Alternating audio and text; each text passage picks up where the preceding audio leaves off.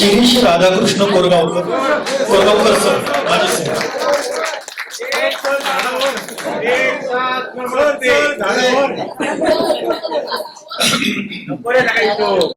आता आपण सगळे एक 55च्या वरचेच आहोत. 55च्या किंवा त्याच्या खाली कुणी नाही.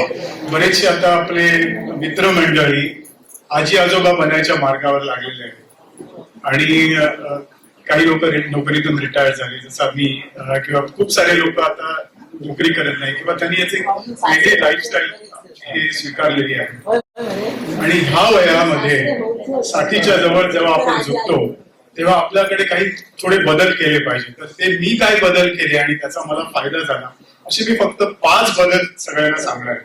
असं नाही की सगळ्यांनी ते कंपल्सरी स्वीकारावं किंवा मी सांगेल ते सगळं बरोबर असेल असं काही नाही, पण त्याचा मला फायदा झाला. तर मी अशा आज तुम्हाला 5 माझ्या जीवनात केलेले बदल ते सांगणार. तर सगळ्यात नंबर 1 जो बदल मी आतापर्यंत केलेला आहे, नंबर 1 तो म्हणजे मी गेली 25 वर्ष न्यूजवर मी स्वतः बॉयकॉट टाकलेला आहे.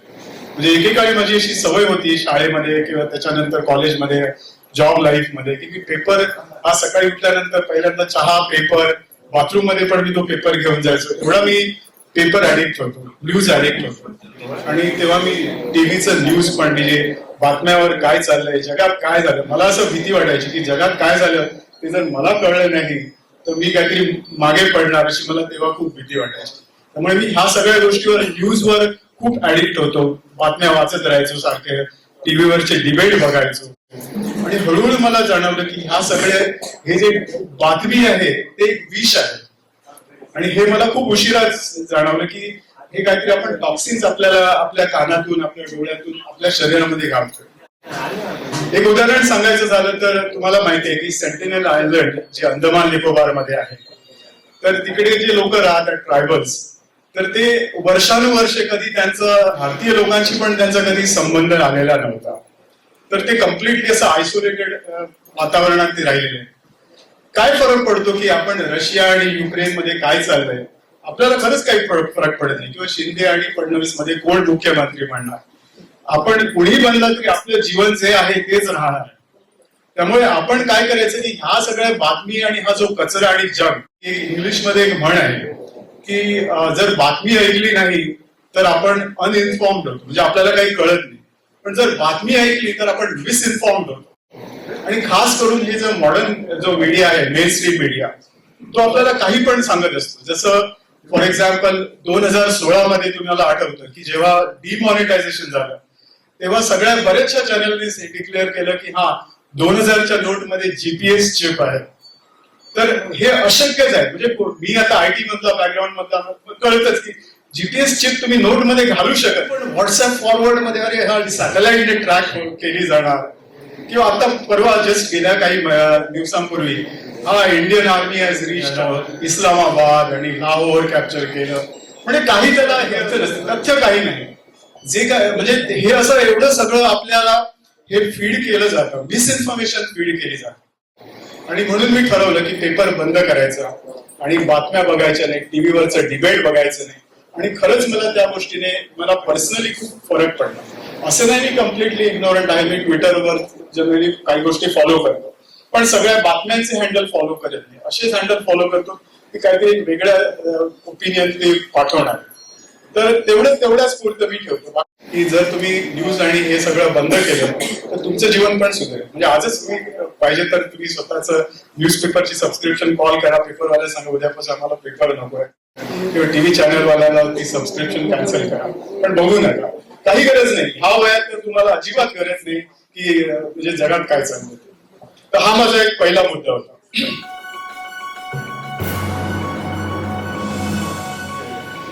दुसरा मुद्दा माझा नंबर 2 ते म्हणजे खाण्यापिण्याशी निगडीत आहे. पण मी आता हे नाही बोलत की काय खाल्लं पाहिजे, काय टाळलं पाहिजे, त्यामध्ये बोललो तर पूर्ण दिवसभर चालेल माझा. पण एक गोष्ट मी स्वतः करून बघितली आणि त्याचा खूप फायदा झाला. जेव्हा मी ऑफिसमध्ये होतो तेव्हा काय असायचं की ऑफिसमध्ये सकाळी गेलो, चहा, मग चहा नाश्ता, मग कोणी तिरुपतीला गेला त्याचा प्रसाद आणून देणार, मग कोणाचा बर्थडे आहे तर तो केक खाणार, मग परत 11 वाजता चहा प्यायला जाणार, मग बिस्किट त्याच्याबरोबर, मग जेवण, परत संध्याकाळचं स्नॅक, परत बाहेर संध्याकाळी कोणी वडापाव आणला. म्हणजे दिवसभर आपण खात असतो. म्हणजे आपलं जी पचन क्रिया आहे ना, डायजेस्टिव्ह सिस्टम, त्याला आपण कधी रेस्ट देत नाही. आपली ते हे जे तोंडाचं आणि पोटाचं काम आहे ना, ते दिवसभर आपण चालू ठेवतो. आणि काय असतं की जेव्हा आपण हे कुठची गोष्ट खाल्ली, पण साधा देवाचा प्रसाद जरी कुणी दिला तर तो खाल्ल्यानंतर त्याच्यात ते कार्बोहायड्रेट असतात, ते आपल्या बॉडीमध्ये हॉर्मोन्स ट्रिगर करतात. इन्सुलिन माहिती असेल, डायबिटीसमुळे आपल्याला ते इन्सुलिन ट्रिगर होतं. आणि ते इन्सुलिनचं काम काय की जे काही खाल्लेलं आहे त्यातली शुगर ती आपल्या शरीराला देणं. तर ते इन्सुलिनचा जे गोष्ट आहे ना, ते सारखं सारखं आपण खात राहिल्यामुळे इन्सुलिन रेझिस्टन्स वाढतो. आणि इन्सुलिन रेझिस्टन्स झाल्यानंतर आपल्याला डायबिटीस म्हणा किंवा अशा वेगवेगळ्या प्रकारच्या व्याधी सुरू होतात. ते मी बघितलं आणि त्याप्रमाणे मी माझ्या सवयी चेंज केल्या. म्हणजे उदाहरणार्थ मी दिवसभर खायचो ते आता मी फक्त 2 वेळाच खातो. सकाळचा नाश्ता आणि दुपारचं लंच, साधारण 2 ते 3च्या पिरियड. त्याच्या व्यतिरिक्त मी 3 नंतर काही खात नाही दुसऱ्या दिवशी सकाळपर्यंत. आणि यानेच मला खूप फरक पडला. म्हणजे मी एकेकाळी मी ऑलमोस्ट 200 पाऊंड पर्यंत माझं वजन झालं, डबलची आलेली बाहेर असताना. तर त्यातून मी स्वतः फक्त एवढंच करून का, बाकी काय असं तुम्ही नॉर्मल खाऊ शकता, हवं तेवढं खाऊ शकता. असं नाही की तुम्ही खाणं वगैरे कमी करा किंवा डाएट करा, असं पण नाही म्हणत. फक्त खाण्याच्या वेळा ठरवा, म्हणजे कमी करा. तुम्हाला जर कोणी प्रसाद दिला, काही तसं दिलं तर तुम्ही ते डब्यात ठेवून द्या आणि मग जेवताना बरोबर त्याच क्षणी तो प्रसाद. इव्हन छोटासा प्रसादचा तुकडा जरी असेल ना, तरी तो तुम्हाला डायजेस्टिव्ह ज्युसेस वगैरे चालू करेल सिस्टम. तर ते सगळ्यात महत्वाचं आहे. आणि त्याच्याशी निगडीत एक गोष्ट आहे, म्हणजे मी सूर्यास्तानंतर शक्यतो काही खात नाही. असं नाही की कुठे कोणाच्या पार्टीमध्ये गेलो, कोणाच्या घरी गेलो, पाहुणे किंवा काय असेल, ओकेजनली खातो. आणि महिन्यात 2-3 नॉर्मल सर्कमस्टॅन्सेस मध्ये मी किंवा घरी असतो तर मी दुपारनंतर जेवण करत. तर हा रूल नंबर 2 माझा स्वतः मी फॉलो केलेले रूल.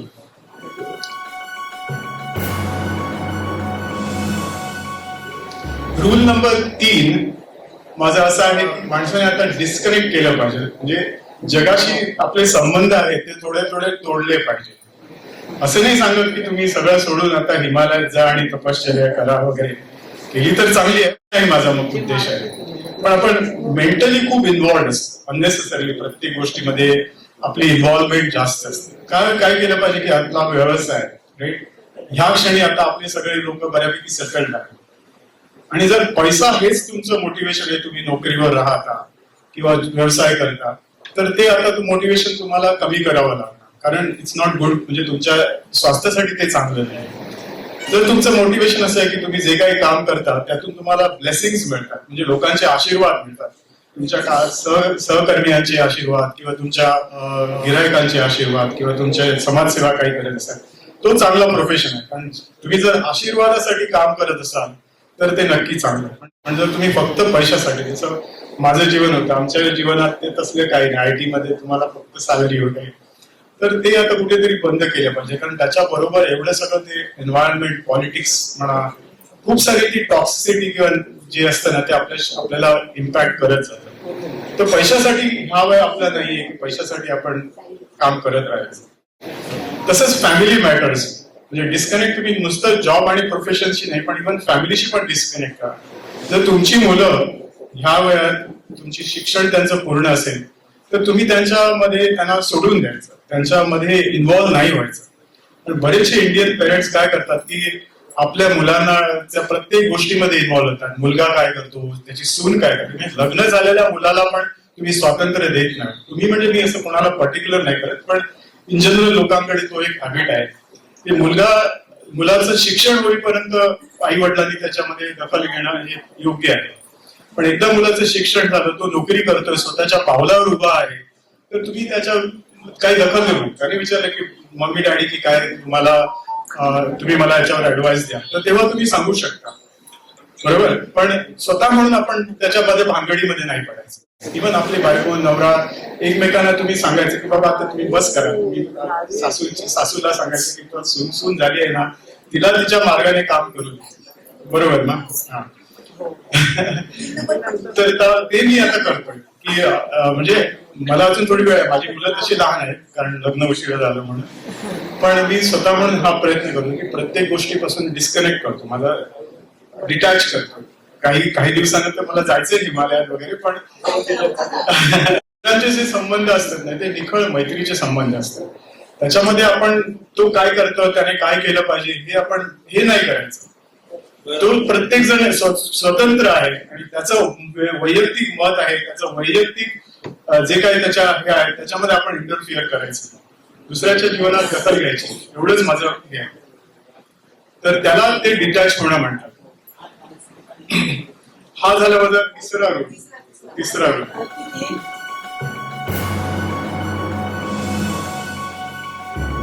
माझा रूल नंबर 4 जो आहे तो हा आहे की बी निगेटिव्ह, म्हणजे नकारात्मक बना. कळलं ना? आपण रोज सकाळी व्हॉट्सअप मध्ये गुड मॉर्निंग मेसेज बघतो. पॉझिटिव्ह बना, सकारात्मक बना, आणि ते शक्य नाही. त्याचं कारण सांगतो की निगेटिव्ह म्हणजे नकारात्मकता आणि सकारात्मकता हे जीवनाचे 2 पैलू आहेत एका नाण्याचे. माणसाचा जेव्हा जन्म होतो तेव्हा ते आनंद आपण साजरे करतो आणि त्याला आपण सकारात्मक असं म्हणतो. मृत्यू झाल्यानंतर ते नकारात्मक निगेटिव्ह इमोशन्स असतात. पण दोन्ही इमोशन्स होणारच, प्रत्येकाचा नंबर येणार. त्यामुळे जीवनात नकारात्मकतेपासून पळून जाऊ नका. नकारात्मकता आणि सकारात्मकता हे एकाच नाण्याच्या 2 बाजू आहेत. व्हॉट्सअप मध्ये रोज गुड मॉर्निंग मेसेज मध्ये तुम्ही जे काही ऐकता ना ते सोडून द्या. नकारात्मक गोष्टीला पण आपण सामोरं झालं पाहिजे आणि ते खरं जीवन आहे. आपल्या पूर्वज असं काही उपदेश द्यायचे नाही. हे आजकालचे जे समाज सुधारक किंवा मीडिया इन्फ्लुएन्सर म्हणा किंवा जे सेलिब्रिटीज आहेत ते तुम्हाला असे मेसेज देतात. कळलं ना? आणि ते मी स्वतः म्हणून माझ्यावर अवलंबून केलं तेव्हा माझा विचार खूप बदलला. मी आता असं हे नाही करत की फक्त मी पॉझिटिव्ह विचार ठेवणार, निगेटिव्ह ठेवणार, आणि त्याचा मला अनेक क्षेत्रामध्ये हे झाला. खास करून कसं आहे माहितीये की आपल्याला जे कोणी ऍडवाइस देतो, म्हणजे जसं सेलिब्रिटीज आहे, सचिन तेंडुलकर, तो क्रिकेट खेळणं ठीक आहे, चांगला आहे, पण सचिन तेंडुलकर इतर देशामध्ये काय बोलतो ते त्याचा ही इज नॉट क्वालिफाईड म्हणून त्याचा ओपिनियन म्हणजे अल्टिमेट नसतो. बरोबर? तसंच आपले जे नेते आहेत, काही कोणी सांगितलं 2014 मध्ये आम्ही तुम्हाला प्रत्येकाच्या खात्यामध्ये 15 लाख देऊ किंवा असे काही आश्वासनं येतात, तर ती आतापर्यंत कोणी पुरी करत नाही. बरोबर? तर हे आपल्याला कळलं पाहिजे की एखाद्या माणसाला प्रत्येक नेते, मी कोणाला एकट्याला म्हणत नाही, सगळे नेते असतात, राजकारणी असतात, त्यांना अशी खोटी आश्वासन द्यायची सवय असते. पण तरी पण आज ह्या जगात लोक बळी पडतात आणि ते सत्य मानतात. तर आपण त्याला प्रत्येक गोष्टीला ह्या नकारात्मकतेने बघितलं पाहिजे. म्हणजे काय की बी निगेटिव्ह. प्रत्येक गोष्टीला आपण एक स्केप्टिकल, म्हणजे जसं ऑडिटर असतो, तुम्ही जे काही सांगता ते सत्य मानत नाही, तो स्वतः म्हणून व्हेरीफाय करतो की खरंच असं आहे का.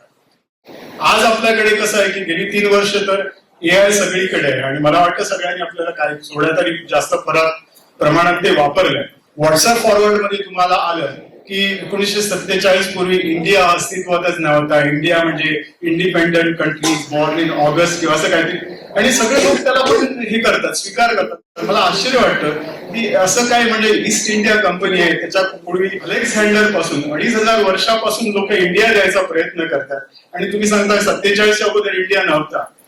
म्हणजे असं असतं, पण ते आपण विचार करत नाही. आपण ते हो सगळ्याला लाईक करतो, थंब देतो, म्हणजे जे काही बकवास व्हॉट्सअप मधून येतोय तो आपण सगळा हे करतोय.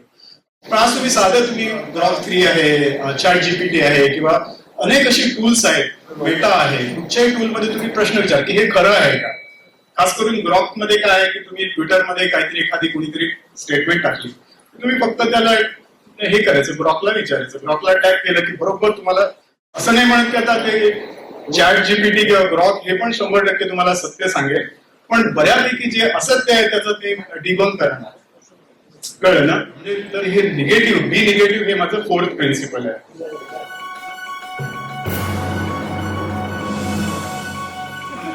लास्ट माझं प्रिन्सिपल हे सांगतो, म्हणजे ह्या सगळ्या गोष्टी मी स्वतः म्हणून करतोय, फॉलो करतोय, काही मध्ये मी सक्सेसफुल झालो. तर लास्ट म्हणजे आपलं शिक्षण कायम चालू ठेवा. म्हणजे असा अर्थ नाही की तुम्ही जाऊन आता नवीन युनिव्हर्सिटीमध्ये ऍडमिशन घ्यावं किंवा काय, पण आपण काही ना काहीतरी नवीन शिकत राहिलं पाहिजे. आपल्याला वेगळ्या मार्गाने नवीन कला, किंवा आपण कोणाला आता ह्या वयात सुद्धा आपण म्युझिक करू शकतो किंवा नवीन वाद्य वाजवू शकतो, गाणं म्हणायचं का ज्यांना काराओके, आता यशोगंधाला गाण्याची आवड आहे पण ते काराओके येत नाही, आपण स्वतः शिकायचं. आजकालचे तरुण मुलं असतात त्यांना तर ते सगळं येत असतं. 5 मिनिटांमध्ये ते दाखवणार तुला की कसं कसं आपण काराओकेवर गाणं म्हणायचं. खूप काहीच कठीण नाही त्याच्यामध्ये. पण हे झालं सोपं एक्झाम्पल. पण बऱ्याच अशा गोष्टी आहेत की काहींना वेगवेगळ्या गोष्टींची आवड असते, इतिहासाची आवड असते किंवा काय असतं, मला ते हिस्ट्रीची आवड आहे किंवा अशा गोष्टींची आवड मला पहिल्यांदा नव्हती, तर ती मी सगळी डेव्हलप करतोय हळूहळू. तर आपण जसं नवीन नवीन गोष्टी शिकू तसं आपलं माइंड फ्रेश होतं. तर सगळ्यांनी शेवटपर्यंत काही ना काहीतरी शिकत राहायचं, अगदी लास्ट डे. म्हणजे असं म्हणतात की जेव्हा आपण एखादं दान देतो किंवा चांगलं सत्कर्म करतो तेव्हा असं करायचं की उद्याच माझा लास्ट डे आहे, आणि शिक्षण असं घ्यायचं की मी कायम जगणार आहे. म्हणजे जरी आपण ICU मध्ये असलो तरी काहीतरी नवीन आपण शिकायचं. हे माझं 5वं प्रिन्सिपल झाली. 5 प्रिन्सिपल झाली. चला, ओके, थँक्यू सो मच. आणि बघून सगळ्यांना बरं वाटलं. Thank you so much. धन्यवाद सर. एकदा जोरदार होऊन जायला सरांसाठी. सरांनी जे 5 सिद्धांत आपले तत्व सांगितले त्यामध्ये त्यांचा उद्देश एकच आहे की आपलं जीवन सुखी कसं करायचं, हाच उद्देश होता. तर सुंदर असं 5 सिद्धांत त्यांचे आहेत, मी पण फॉलो करणार.